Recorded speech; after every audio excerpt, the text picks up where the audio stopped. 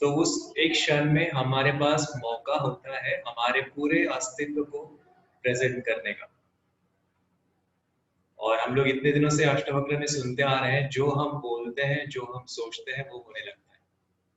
तो कुछ लोग बोलते हैं हाँ ठीक है, ओके ओके, कुछ लोग बोलते हैं बढ़िया, कुछ लोग बोलते हैं बहुत बढ़िया, मस्त।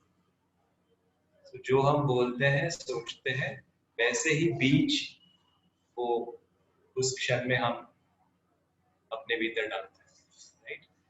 ये आपसे ध्यान रखते हैं कि कभी कोई भी पूछ रहा है कैसे है, वो मौका है हमारे पूरे इस विश्व को अपना जो है अस्तित्व को प्रेजेंट करने का एक मौका है। तो तब जरूर बोल सकते कि मस्त है, जबरदस्त है ना, राइट, ऑसम। तो आराम से बैठे, अभी 3 बार ओंकार करते हैं और आज का सत्र सुनते हैं। बंद।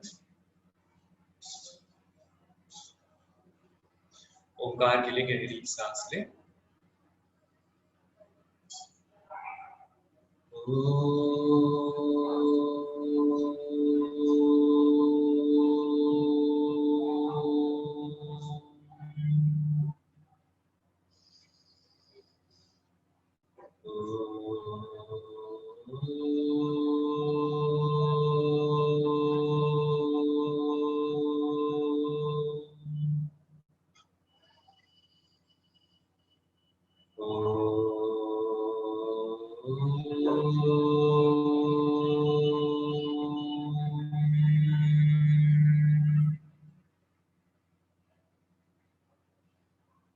धीरे धीरे जब भी संपूर्ण लगे आंखें खोल सकते हैं।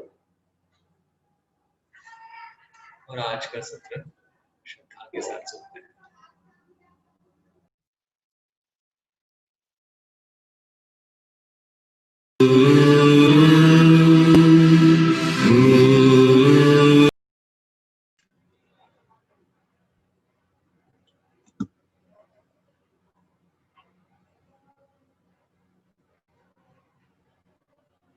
ऐसा कई बार होता है कि गुरुदेव बोलते हैं ना, और मन करता है कि और बोले। कल का सेशन बहुत छोटा था ना, ऐसे मुझे खुद को ही लगा कि और बोलना चाहिए, राइट।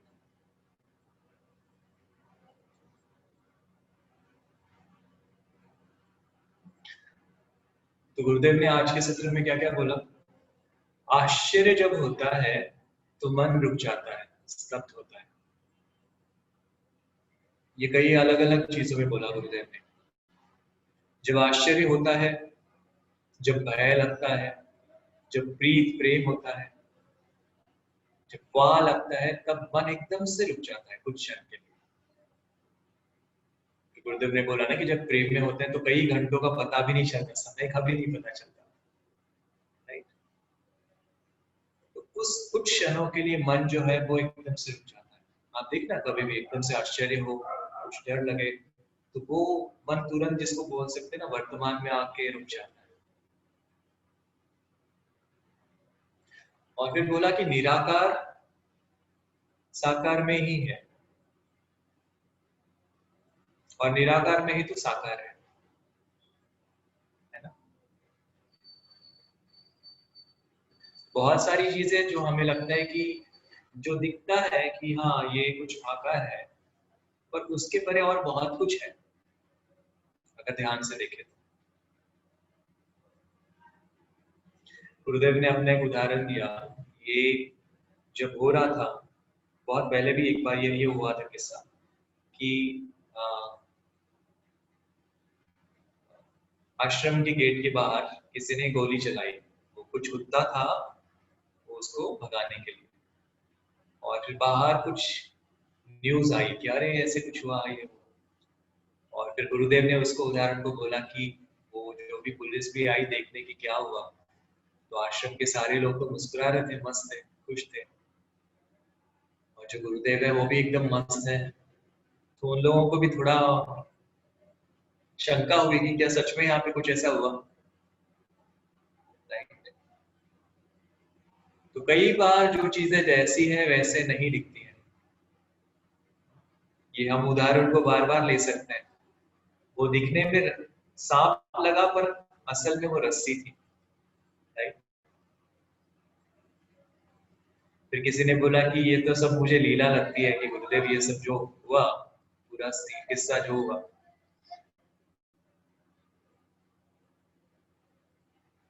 तो कुछ भी मेरा नहीं और सब कुछ मेरा है, इस भाव से चलना। ये कुशलता है, स्किल है। तो कुछ भी मेरा नहीं जब हम बोलते हैं, एक वैराग्य में आ जाता है। वैराग्य में नहीं क्या, सेंटर्ड आते हैं। देखो हम सब लोग जो आए दुनिया में और एक दिन जाने वाले हैं, सब कुछ कितना कुछ भी हम ये भागम दौड़ करें ना, ये सब कुछ यही रहने वाला है ना। कुछ भी मेरा नहीं ये भाव, और सब कुछ मेरा है ये भी भाव। तो सब कुछ मेरा है जब इस भाव से रहेंगे तो कोई शिकायत रहेगी नहीं। कभी कभी हम बोलते हैं ना कि किसी व्यक्ति को बोलते हैं या परिस्थिति को बोलते हैं कि तुमने ऐसा किया, तुम्हारी वजह से गलती हुआ। अच्छा, वो व्यक्ति और वो सिचुएशन, वो परिस्थिति सब कुछ अगर मेरा है मुझे लगने लगे, तो मैं अपने आप से क्या शिकायत करूं, है ना। तो सब कुछ मेरा है और कुछ भी मेरा नहीं। ये आई थिंक काफी लोग आज अपना स्टेटस भी रख सकते हैं, everything is mine, at the same time nothing is mine. इसमें कुशलता है, ये स्किल है, ये जानना जरूरी है। तो फिर गुरुदेव ने बोला कि कई बार कुछ कुछ लोग छोड़ने के लिए तैयार नहीं होते चीजें, है ना। घर में वो पीढ़ी दर पीढ़ी बढ़ते रहती है, पोते तक आ जाते हैं, पर वो अपनी वो चाबी छूटती नहीं है कि सब कुछ मैं मेरे से हो रहा है, मैं कर रहा हूँ, इस भाव से। ये उदाहरण गुरुदेव ने दिया। और जैसे हम लोग फिर सोचते हैं, जैसे देखो मैंने आज हम लोग कोई बात कर रहे थे, जो हम सोचते हैं जैसे हम बोलते हैं वैसे होने लगता है, तो वो वृत्ति बन जाती है। तो मानसिक रोगियों का अगर इलाज करने वाले काफी सालों तक वो इलाज करते, तो वो भी एक तरह के मानसिक रोगी बन जाते हैं।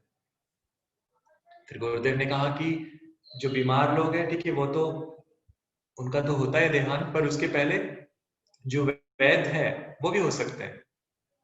कई बार तो गुरुदेव ने बोला वैद्य पहले जाता है ना। और ध्यान प्राणायाम ये बहुत जरूरी है। आज सेशन में, सत्र में गुरुदेव ने बोला है कि ध्यान प्राणायाम से सारी चीजें जो भी है वो हमें अपने आप में स्थित रख सकती है। तो कोई भी व्यक्ति, कोई भी परिस्थिति हमें परेशान नहीं कर सकता अगर हम ये जान के चले सब कुछ मेरा है और कुछ भी मेरा नहीं। इसके लिए कुशलता जरूरी है, और ये कुशलता ध्यान प्राणायाम से आ सकती है, राइट। तो अब तक अष्टवक्र गीता के पूरे सत्र में हमने जो जो सुना है कि अष्टवक्र का जन्म कैसे हुआ। वो कोप में थे तभी उनको वो ज्ञान प्राप्त था। उनके पिताजी जो लिख रहे थे, तो तभी उन्होंने कहीं गलत हो रहा था तो बोला, तो उनके विचारों से पिताजी के, उनका थोड़ा वो हम ये हो गया कि अभी तो इसने जन्म भी नहीं लिया और अभी से बोलना शुरू किया। तो वो बस एक विचार भर से जो जन्म लिया, वो 8 जगह पे आम शरीर के भाग टेढ़े थे, इसलिए अष्टवक्र। और फिर उन्होंने आगे चल के सारे विद्वानों को जो ज्ञान होता है उनसे आगे वो बढ़े, और राजा जनक के पास ज्ञान के लिए वो वहां पे थे, है ना। और राजा जनक ने भी ये समय रहते पहचान लिया कि अरे अहो, ये वही है जिनसे मुझे आत्मज्ञान मिल सकता है, राइट। तो वो गुरु या फिर वो माध्यम जो जहां से आने वाला है, वो देखने के लिए दृष्टि भी वैसी होनी जरूरी है। पिछले कुछ सत्रों में शायद मैंने एक स्टोरी भी बोली थी ना, लैला मजनू की।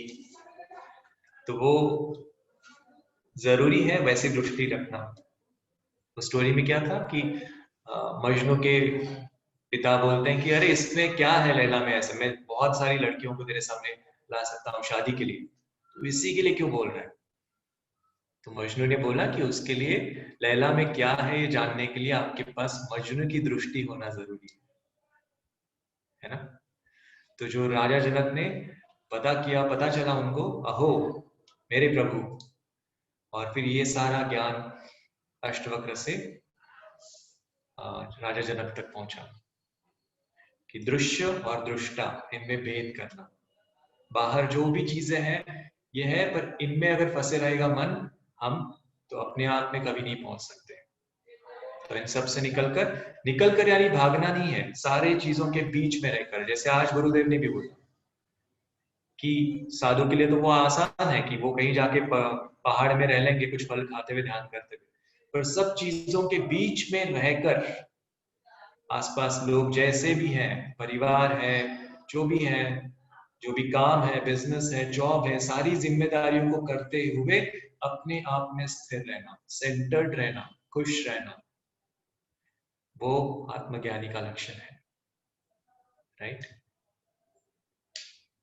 और ये सारी परिस्थितियां आते जाते हैं, क्या टेम्पररी है, क्या परमानेंट है, क्या स्थायी है, क्या अस्थायी है, ये जान पाना। तो शरीर, विचार, भावनाएं, सारे लोग, परिस्थिति, सब कुछ आज से 100 साल के बाद कुछ नहीं रहने वाला, पर ऐसा कुछ है जो तब भी और हमेशा रहेगा। वो हमारी सच्ची पहचान है, वही हमारी ऊर्जा, आत्मा, हम है। अपने पूरे सत्र में कुछ कुछ लोगों ने कुछ कुछ प्रश्न पूछे हैं, तो कुछ प्रश्न आज, एक दो प्रश्न आज लेते हैं, कल एक दो करेंगे। तो किसी ने एक प्रश्न पूछा कि मैं ध्यान करती हूँ, मेडिटेशन करती हूँ, सब क्रिया करती हूँ, सब कुछ हूँ, पर फिर भी बहुत परेशान होती हूँ, फ्रस्ट्रेशन होता है, कुछ चीजें होती हैं। तो हम जो भी कर रहे हैं उसके पीछे का क्या इंटेंशन है वो देखना जरूरी है। अगर मैं सुदर्शन क्रिया, ध्यान, मेडिटेशन कर रहा हूं तो क्यों कर रहा हूं?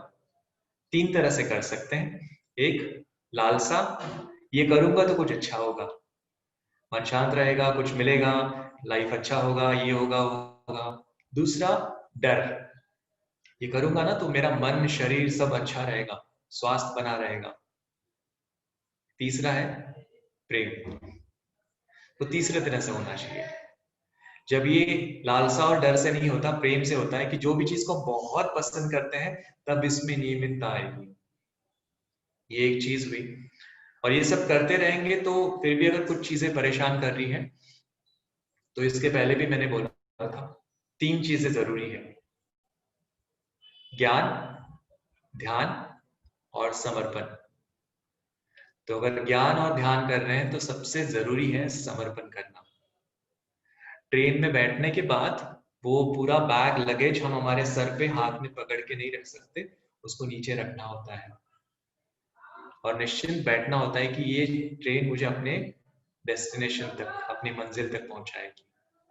तो समर्पण की कमी है। कभी कभी हमें लगता है कि मैंने समर्पण कर तो दिया है, पर वो शायद 100% नहीं किया, कहीं उसको पकड़ के रखते हैं, तो वो ढीला छोड़ना जरूरी है। और बहुत बार ऐसे बहुत लोगों के जीवन में अनुभव है, जब तक हम कुछ चीजों को छोड़ते नहीं तो निश्चिंत नहीं हो सकते, अपने आप में विश्राम नहीं पा सकते। और वो चीजें भी तभी अच्छे से होती हैं जब आप अपने 100% एफर्ट्स, सारे चीजों को अच्छे से किया और उसको फिर समर्पण किया कि मेरे से जो हो सकता है मैंने इतना सब किया, अब आप देखो, ईश्वर, सृष्टि, गुरु, आप देखो, मेरे लिए जो बेस्ट है आप करो, है ना। वो कई बार गुरुदेव ने ऐसे एक बार बोला भी था कि आप साइकिल मांगते हो और मैं आपको हेलीकॉप्टर देना चाहता हूं, तो आप जो भी जीवन में चाहिए जरा सोचना, कभी भी ये बोलना। उन्होंने कहा कि give a divine chance to act. ईश्वर को, गुरु को अपने जीवन में, वो हमारे लिए, उनको पता है हमसे अच्छा क्या दे सकते हैं, उसके लिए उनको मौका देना जरूरी है। अगर हम पकड़ के रखेंगे नहीं मुझे साइकिल ही चाहिए, तो साइकिल का एक हाथ टायर मिल जाएगा, पर मुझे साइकिल चाहिए ठीक है, पर मुझे इससे बेस्ट क्या दे सकते हैं, दे। तो हो सकता है कार, बाइक, हेलीकॉप्टर जो मिलना है, ये हर एक चीज के लिए लागू पड़ता है। फिर वो जॉब हो, बिजनेस हो, हेल्थ हो, रिलेशनशिप हो, give divine chance to act, है ना। गुरु को, ईश्वर को और इस नेचर को हमारे जीवन में हमारे लिए जो अच्छा है वो करने का मौका दे। तो जो हमें चाहिए हम हमेशा बोल सकते हैं कि मुझे ये चाहिए, या अगर मुझे इससे अच्छा कुछ मिल सकता है, आपको पता है, क्योंकि ये पूरा यूनिवर्स जो है वो बहुत शार्प है ना। तो उनको, बिग माइंड को बहुत पता है हमारे बारे में। So let the best happen. कल और कुछ प्रश्नों का हम लोग उत्तर देखते हैं। आपको भी कुछ प्रश्न हो या कुछ शेयर करना चाहे तो आप जरूर मैसेज कर सकते हैं व्हाट्सएप ग्रुप में, जो एडमिन है उनके पास, या मुझ तक, तो हम उन पे भी बातें करेंगे। ठीक है, तो आज के लिए हम रुकते हैं। खुश रहे, मस्त रहे। जय गुरुदेव।